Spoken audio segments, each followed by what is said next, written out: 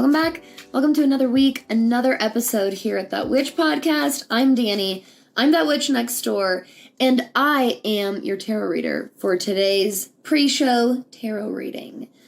With me, as always, is the lovely Deviant Moon Tarot deck by Patrick Valenza. And this deck could not be more perfect for our lunar transits this week. Today, the moon is in Aquarius, so that's why I'm acting so weird. And on Friday, the moon will be in Pisces when the next episode comes out. So this is a really, let's just pull a few random. Wow, look at all those reversals I just pulled for all of you. This is a really beautiful deck that is based in surrealism.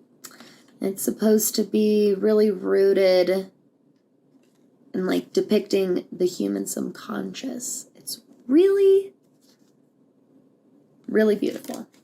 This deck, the moment that I saw it, was one of those. I hadn't bought a new tarot deck in probably good Lord, probably 3 years. I'm not really one of those readers, actually, surprisingly enough. I kind of stick with one for a really long time. And so my tarot collection, though, still a little stacked, is actually nothing compared to most experienced readers. All right, so everyone, however this Aquarius moon is hitting you, on top of that, there are a lot of hard aspects happening today and happening this week in general. So if you are feeling a little rigid, a little tense, a little awkward, it's okay. It's all right. You know what? At the very least, you're not alone. We're all feeling it a little bit, and maybe some of us are feeling it a lot of it. And so, be gentle with yourself this week and give yourself some grace. I think that Pisces is really good at doing that for themselves and everybody. I think that Aquarius, depending on where you're at in your Aquarius, can have a hard time and maybe be a little bit harsh on themselves. So try to be a little gentle, offer yourself some grace this week. And with that being said, go ahead and make sure that you feel like you're very centered and grounded wherever you are sitting or standing right now. If you're able to have both feet on the ground, really evenly planted, really evenly rooted into the earth right now. If you're able to and called to close your eyes, go ahead and feel free. Take a deep inhale in. Exhale that out. And really, truly open yourself up to any messages, any signs of insight and guidance that you may be seeking or that you may be needing right now. So, what popped up out of the deck, this is really cool. This is the first time I've pulled this card in this deck before, specifically. We pulled the 8 of Swords, and this is, I'll be honest, this is one of Danny's, haunt me cards. For those of you that read tarot for yourselves, and have been for at least a little bit amount of time, it doesn't have to be super long, you probably have had, cards that haunt you, you know what I mean? So this has definitely been a long time haunter of mine. We know each other very well, and I'm surprised, actually, that this is the first time that we are greeting each other in this deck. So the 8 of Swords is really perfectly depicted in this imagery here. There is a fine line. Can you tell? Which way are you leaning? Which way are you leaning in the expression and the body language of the emotional experience that this figure is having? Really look at it. I'm serious. Before I say anything, there's a fine line. Can you tell that this can go one way or another? This is a fine line between somebody really like in danger or in distress, right? And martyrdom, or like being dramatic, being your own worst enemy, being the self-imprisoner, right? You're the only one keeping you locked in, kind of a deal. There is a very, very fine line here, and we see this even further depicted in the fact that this is the number 8. Okay, so the number 8 is this very, very symmetrical, just visually symmetrical looking number, and mathematically, right? There's so many different ways that like 8 can be, what am I trying to say? Divisible by, what am I trying to say? I'm not mathematically educated enough to actually properly explain what 8 is a factor of. It has a lot of factors. The point is that it is a multifaceted number in our very physical world and in our metaphysical, like numerology world and sense, okay?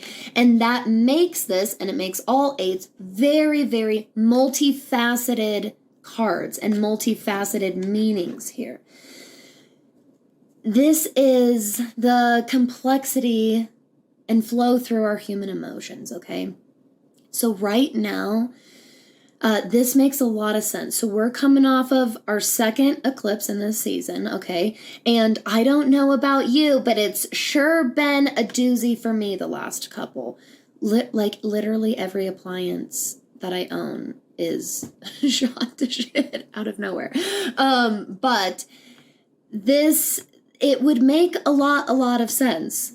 Again, like we were talking about with our astrological aspects right now, to be really feeling it. And I mean feeling it like really kicked when you're down right now, like that kind of irritated, that kind of frustrated, like if one more fucking thing, if one more little tiny thing, like that's where we are. We're on edge. We're on edge. That's exactly, not only is she literally on a ledge, but swords, ledges, edges, everywhere, okay? So, let's really, really take this advice into consideration. Well, take this into your bag with you into this week, okay? I want you to pause and take a deep breath. I have been so called to this advice in the last week or so within myself and with other ones around me, others around me.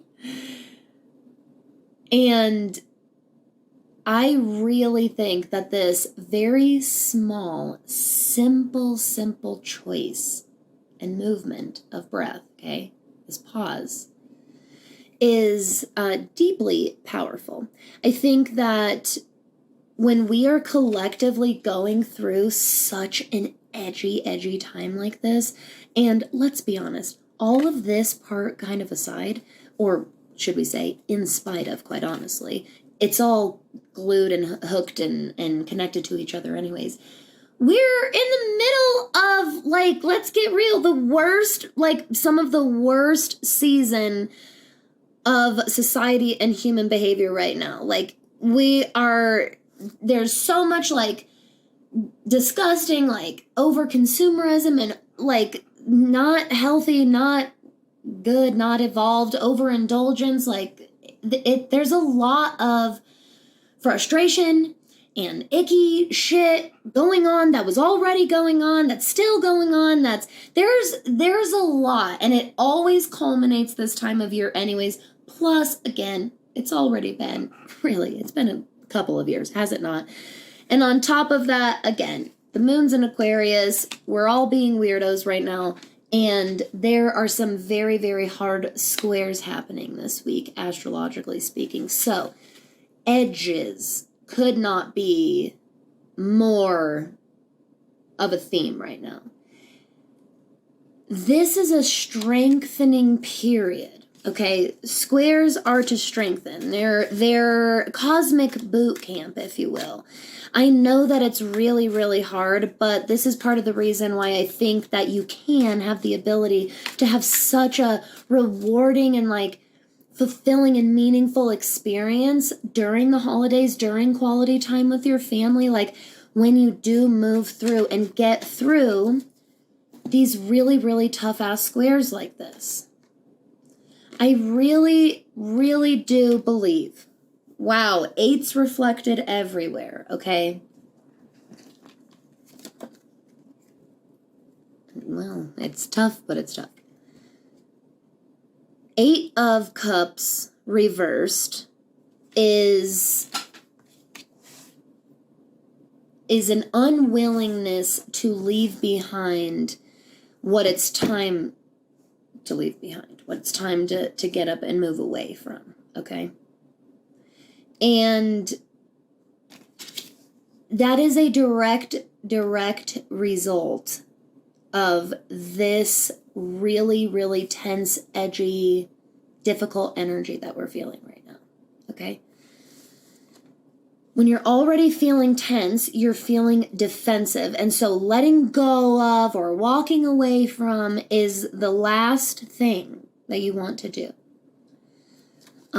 It feels like admitting defeat, huh? Is that what it is? Does it feel like admitting defeat? It's not admitting defeat. It doesn't have to be like that. It doesn't have to be that way. You do get to choose. You can choose to say that it's admitting defeat. Or you can choose to say, a very, very, very wise mentor of mine, my lovely business coach, my lovely business coach, Kate Visser, told me, you can look at something like giving up or quitting, or you can look at it as knowing when something has served its full entire purpose with you, knowing when you have reached your full entire experience with something, and it's time to move forward and move on. I think you can look at that situation as defeat or as moving on. Okay, so keep this in mind. There's some martyrdom going around, okay? That's just straight up fucking Mercury's in Sag. I'm gonna just lay it on you. There's like victimhood going on right now. Like everyone's out to get me. I'm feeling well, here's the deal. If we're all fucking feeling that way, then no, not everyone's out to get you. It's because we're all fucking feeling that way. It's because we're all absorbed in our own shit. And so we're taking things more personally, like really personally, when maybe the truth is still what you need and what's going to set you free, not to sound too cliche. Tough readings, tough week, tough squares. You got this. It's boot camp, okay? Strap on your, tennis shoes and, I don't know, tie a bandana around your head and let's do this. I'm serious. You got this, all right? Take another deep breath because guess what? Today's episode is really, really fun and I'm really excited to talk about it. Let's go. Hello, everybody. Welcome back. Welcome to another episode, another week here in the witchy neighborhood. I'm Danny. I'm that witch next door, and I'm your host. I'm your guide, your mentor, and instructor in all things magic, witchcraft, astrology, and witchy business. And I am obsessed with this Applicable Astrology series. Oh my God. I am having so much fun. So many of you have been reaching out to me with the different breakthroughs that you've been having, the different questions that this is bringing up for you as you're looking at your own chart and reflecting on other people's charts that you look at. And it's just filling my heart with joy because I have always incorporated these different layers and categories into my studies. And I think that kind of culminating all of it into a little mini series has just been so beneficial. It's certainly been just such a joy for me to do. So thank you so much for joining me. If this is your first time here in the neighborhood, welcome. You may want to start at the beginning of at least the Applicable Astrology mini-series, so that you can catch up with where we are at today. But I'm excited for this one. I'm excited because, I think that I love modalities just about as much as I love talking about polarities. This is all about how a sign moves. And this is very, very crucial and critical information in our true in-depth understanding of the energies of all of these different signs and archetypes, okay? So, for example, today, coming at you, Tuesday, December 7th, the moon is in Aquarius today, which is a fixed sign, and there are a lot of squares happening today and this week, honestly. And this is going to really lend itself to a lot of edginess, a lot of tension, very growing and building tension. If this sounds at all like you, and maybe what you've been experiencing or what you're feeling like you are now starting to experience, make sure that you head over to the YouTube channel now, and subscribe, and make sure you check out the pre-show tarot reading because we really, really get into that today. But when I talk about Aquarius being a fixed sign, when I talk about squares, one of the aspects specifically, I am leaning very heavily into my knowledge and understanding of modalities, of how the signs move. So let's get into it. There are 3 total modalities, okay? And that is cardinal, fixed, and mutable. So since there's 3 modalities, that means within each of those categories falls 4 signs. And yes, there is 1 sign of each element within each modality. And that's one of my other favorite layers. Oh, it's just so fun to look at, okay? So you can just let your inspiration run with that. And we'll talk a little bit about it naturally today, of course. So first and foremost, we are going to start off with cardinal because how could we not? It would be such a disservice to cardinal energy and to cardinal signs not to start off on cardinal, because that's what this modality and movement is all about. This is very, very instigative, very innovative. This is the spark of new life, new beginnings, a new chapter being opened, okay? All of these different types of themes, that's cardinal energy, baby, okay? So when we look at the cardinal signs, they are as follows: Aries, then Cancer, then Libra, and finally Capricorn. And Aries, let's just really appropriately call Aries our fire starter, shall we? Because that is exactly what this cardinal fire energy really does look like. We see this during the spring equinox, which is the mark and beginning of Aries season. Aries is the first sign in the zodiac. It is very much about as new as you can get. Let's be honest. I have said it once. I've said it a million times. I think that Aries is the most cardinal of all of the cardinal signs. Because it represents the definition of cardinal.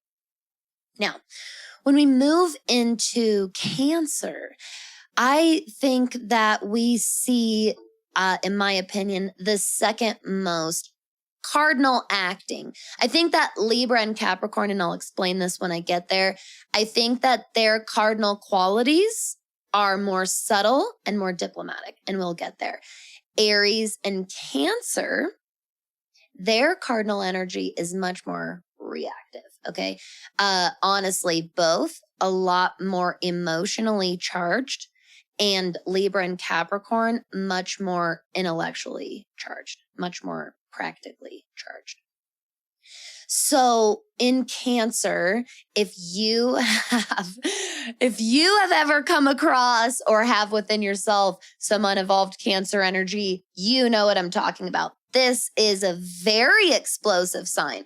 I think it's very, very, very silly when people talk about Cancers being these like little sensitive crybabies. I do think that unevolved Cancer, I think that in general, it's a, quote unquote, sensitive sign in especially its empathic abilities. But I think that sensitivity has a lot more oomph behind it than people kind of give it. Like, I think that, and then people are always kind of shocked to find out some of the craziest motherfuckers they knew was a Cancer. So that's why it always makes me laugh. I'm like, they're not like Baby Spice. Like, and honestly, maybe they are like Baby Spice. Maybe secretly deep down Baby Spice is terrifying when she gets mad. So, Cancer, you really see this when you test its protective qualities. Okay. When you really, when you kind of poke the bear at its loved ones. With Aries, it's when you poke at people's individuality and like their right to be their own person. Like Aries is so passionate about individuality, doing things for themselves and other people's doing things for themselves. And then in Libra and Capricorn, like I said, this energy is a lot more diplomatic, and it's really not that subtle if you really understand cardinal energy. But I think when you put it right next to Aries and Cancer cardinal energy, it does look a lot more subtle compared to those two. But really in Libra, I think that one of the examples we see this in is that Libra natural initiation for social interaction, for human connection, for relating to somebody.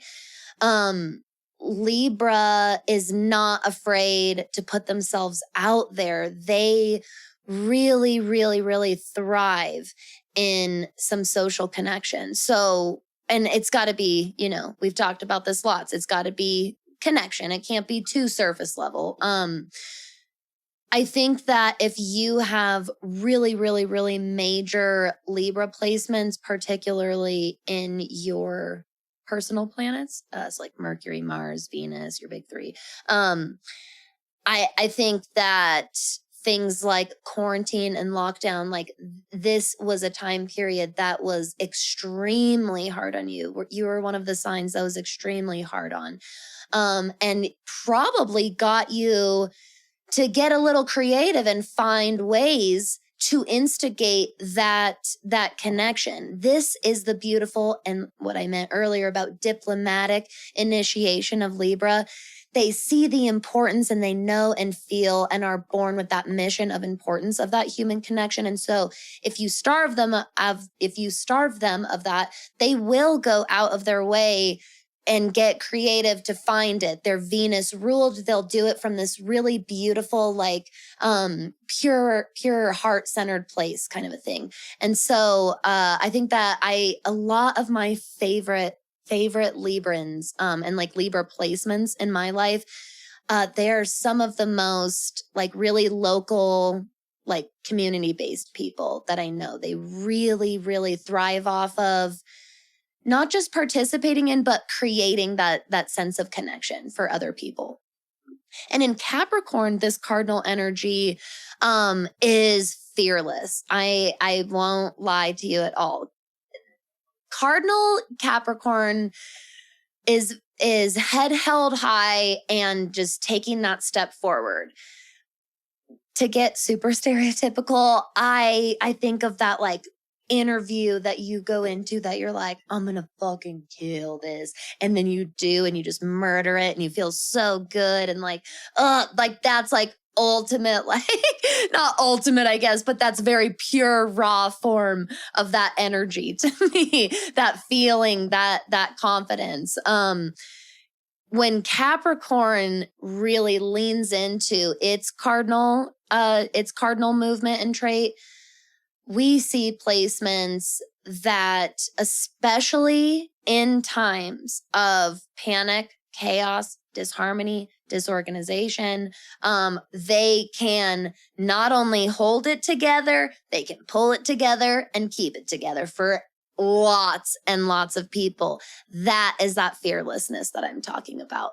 I really, let Capricorn brush your shoulder off a little bit, because I really do love that strong trait of yours.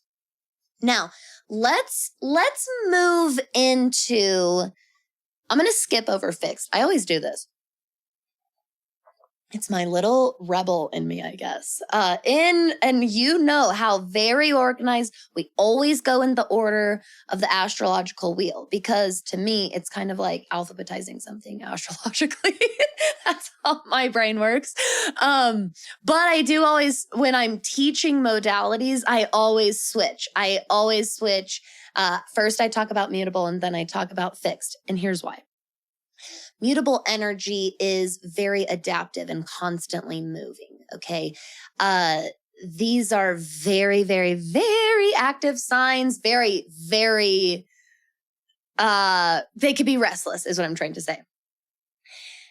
I really think that cardinal and mutable energy feed off of each other very well. And especially when you're learning about modalities, I think that it makes sense in this way.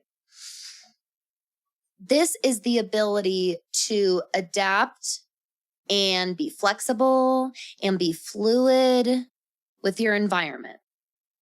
We're going to see the alchemizers in this category, in this group. Okay. So the 4 signs that are the mutable signs are Gemini, Virgo, Sagittarius, and Pisces.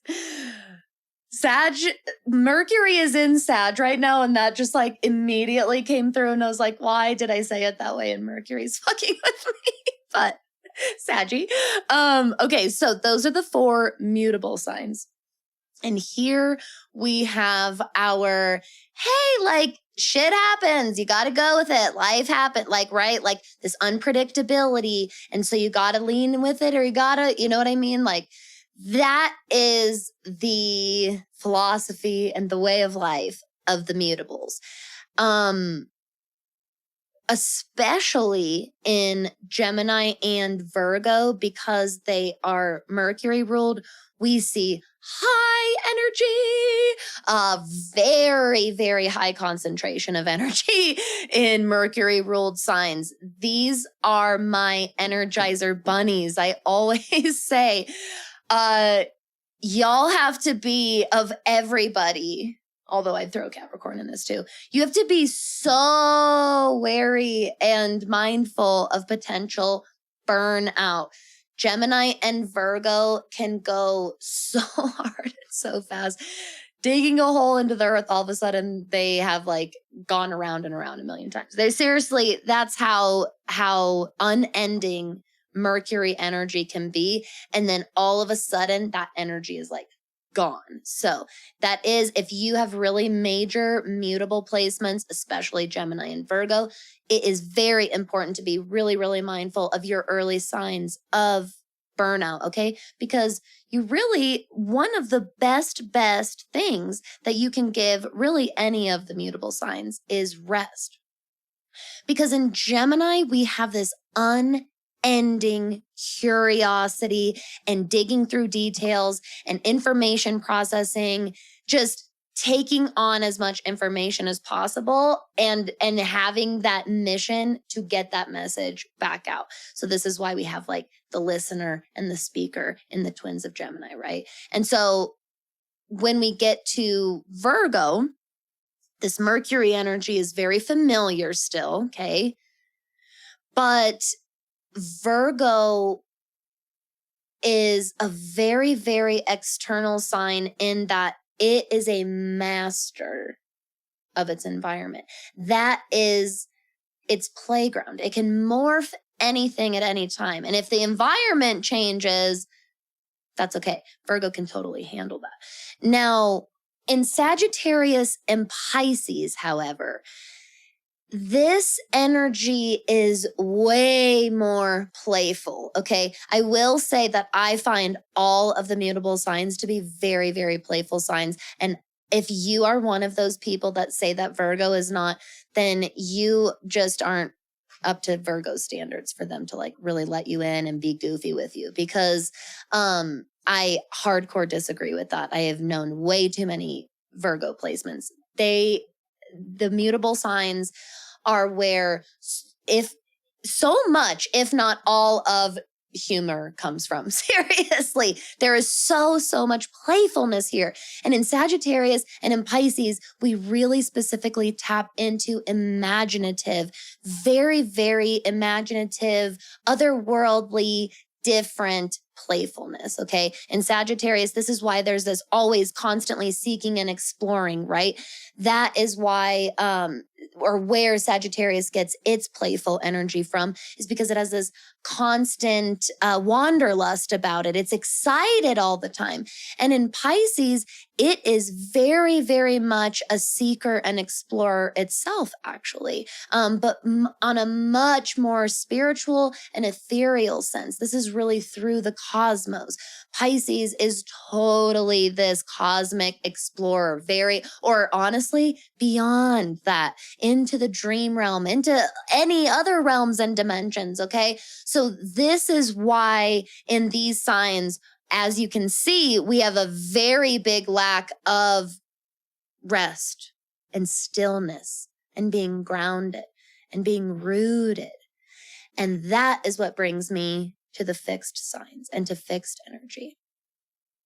So these 4 signs are very stabilizing, very sustaining energy. This is how things maintain.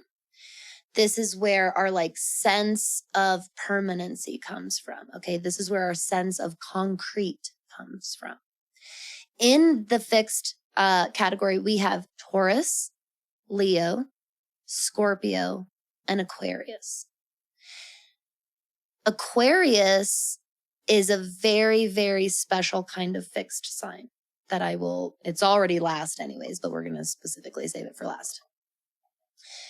Taurus might be the most fixed of the fixers. Seriously.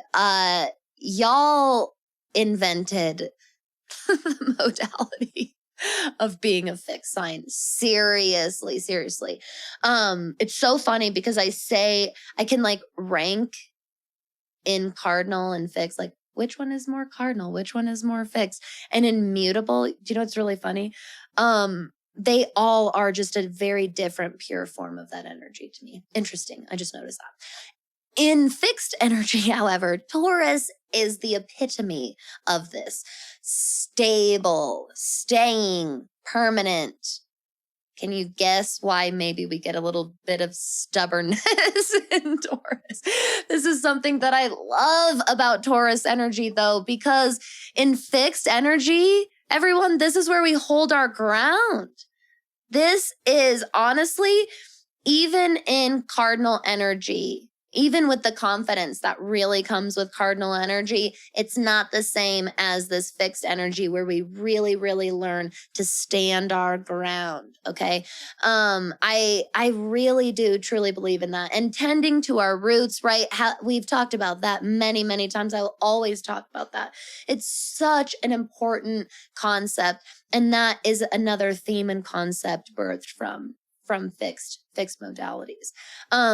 So in Taurus, a big reason why it's the most fixed of the fixers, I say, is because to me, Taurus is just like lives in the dirt. Like you are the most earthy, like rooted, like Mother Earth rooted sign to me and energy to me. And that is what fixed is just like this really harmonious anchor. It's not forced and it's not suffocated when it's really healthy fixed energy. Okay. It's solid and graceful. I love that. Remember that, because fixed, this is where a lot of tension happens. Okay. There's a lot of tension in fixed signs because they are so immobile. They have a lot of friction. This will really be brought home in the coming episodes when we start talking about aspects and we specifically talk about squares, because squares only happen between modalities, between a fixed and a cardinal and a cardinal, okay, and so on. And so in fixed, that's why I'm saying there's a very particular kind of roughness and tension. And remember that I said the moon's in Aquarius, which is a fixed sign, and there's a lot of squares happening. Yeah, so extra tension, okay? This makes it an incredibly strengthening modality, okay? I mean, really think about, solid concrete, building brick by brick, having the patience to do that. That's what we learn, especially in Taurus, okay? That very practical, earthy, building and creating your structure and your life and your environment, okay? And when we get into Leo fixed energy, fire fixed energy, this is sustaining energy as in fuel, okay? This is like fuel, jet fuel though. This is the middle of the summer, unending heat wave. That kind of sustaining energy and fuel. Okay. That's how we see fixed in Leo specifically. This is why Leo is such a strong and courageous leader. Okay. Because of this unrelenting fuel. And by the way, it's powered by the sun. The sun is the ruler of Leo. It's the ultimate energy source. It literally gives us all life. It's the center of our solar system. So Leo, real powerhouse. Okay, that's what that fixed, hot fire energy looks like in Leo. And in Scorpio, the way that this is really represented, or how it feels or how it looks, honestly, keep in mind, because of this Mars co-rulership over Scorpio, there's some heat here as well. Make no mistake about that. The fixed energy that comes from Scorpio can definitely be heat as well. But I would specify that even further by saying it's intense. It's probably the most intense sign. Let's think about it. It always gets labeled with the word brooding. Look up that term, by the way. I've heard that term for forever. And I always it sounds like you know what it means, right? Like brooding. But I'd never read the definition. And it means I thought it meant honestly, I thought it was the vibe, that emo person, right? Moody and that. And it means someone that you can't tell if they're up to shifty behavior or not. And I was like, wow, that is definitely Scorpio, but it's intense. It's intense. If you have ever, even in really beginner astrology info, read it, your own horoscope, I would say, about, Scorpio energy, you've probably read the words intensely brooding, because I remember reading that so many times, and it is so true. It's intense emotion, intense darkness, intense intimacy, intense power. Do you see why it's kind of hard to describe almost? It's very, very other side of the veil, okay? It's very, very intense. It's an intense feeling. That's the fixed kind of energy that Scorpio houses and brings to the table. In Aqua, in Aquarius, the reason why this is different is because Aquarius is actually an extremely mobile sign, unlike its counterpart. It's not direct counterpart. It's not opposite. But within the fixed category, Taurus and Aquarius are the most opposite in my mind. Okay. Taurus is so unmoving, like I said, right? It's the like pure epitome form of fixed energy. And in Aquarius, I remember when I very first started studying modalities, one of the signs that I just couldn't grasp the energy of for the longest time was Aquarius. And I was like, but that, it moves to me. It moves constantly. It's such a mobile sign. It's so innovative and progressive and exploratory, very much a taking action, right? Like we see this in its charitable and philanthropic traits, like volunteerism. I mean, I don't understand. And it finally dawned on me one day through this exact style of study, mind you, just through grouping all of the different categories and looking at the similarities and differences between, the characters within the categories and, the categories against themselves, against each other. And it dawns on me what's so fixed about Aquarius is its movement, is its constant going and moving forward. Aquarius is concerned with like always ascending, always moving forward, always progressing. And I mean forward, up.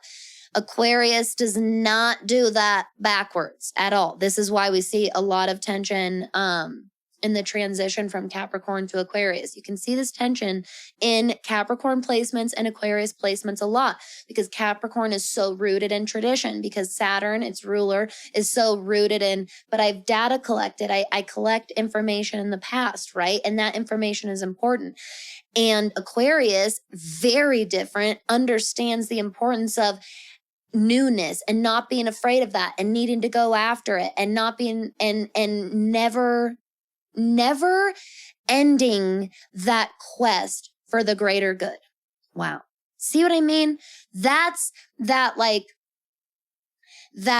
humanitarianism within Aquarius. It's this, you never give up the good fight. That's how it's fixed, because it won't ever give up the good fight. Good on you, Aquarius. Wow. So, as you can see, this is such a fun layer to really uncover in astrology. And it is one that I find crazy glossed over in beginning astrology education. I think that it's considered intermediate, I don't know, or it's considered unnecessary. And I think it is insanely helpful and so illuminating to the energies of all of these different signs. So please let me know. I would love to know, especially kind of back to back after our polarities and duality episode last time, in contrast with this modalities episode. How did you feel? What came up for you? What breakthroughs or questions came up for you? I would love to talk with all of you. Thank you so much, by the way, for all of your patience with my responses to all of you.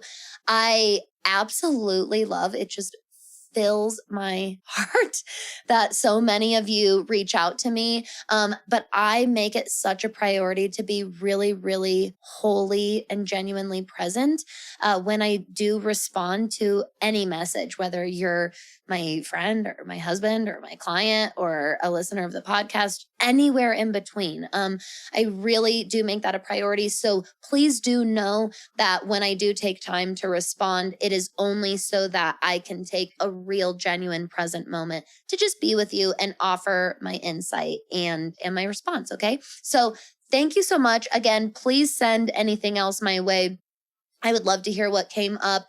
Don't forget to follow me over on Instagram, over on TikTok at thatwitch.nextdoor. I did want to take a moment at the very end of the show here to just update all of you. I have been like super off the gram and TikTok, quite honestly. And this time of year really does call for deep introspection. And I think that a lot of us do feel bad about that. like we can't feel that way or we can't lean into that energy. And I've kind of just been listening to it and really drawing inward and prioritizing my time on what needs to be done. The really cool thing is that what I have been working on is everything, all the planning, all the structure for that witch school. I create tons of amazing materials for my clients within my mentorship program. And I am interacting and talking and meeting with them regularly. And so I am here, I promise. I think that we all have this like weird pressure that because of the algorithm and because it's good to show up every day on social media, if we, take a month of only showing up once a week or once every couple of weeks, we feel really, really guilty. And I'm here to tell you that if you also need to give yourself permission to do that, especially with the craziness of the holidays coming up, and honestly, if you just need to do that, that's enough. That's enough of a reason, okay? So in the spirit of me always being transparent with you, I just wanted to update you on that. I do have a lot of really amazing Instagram and just other platforms content coming now that I've got a lot of this other stuff under my belt. I cannot wait. But don't forget, I always post. The best place to follow for announcements from me is going to be my Instagram stories, okay? And then don't forget to subscribe to my email list. You can do that by joining the wait list for that witch school or joining my website, okay? And just dropping your email to subscribe to my website. That is always the best way to make sure that you can get a hold of me or that you don't miss any announcements or offers or specials at all. All right, everybody. This was really wonderful. Let me know what you thought of it. Please, if you're enjoying the show, don't forget to leave a 5-star review on iTunes and a lovely little comment down below if you're watching on YouTube. And stay safe, be good, and you all stay Match Club.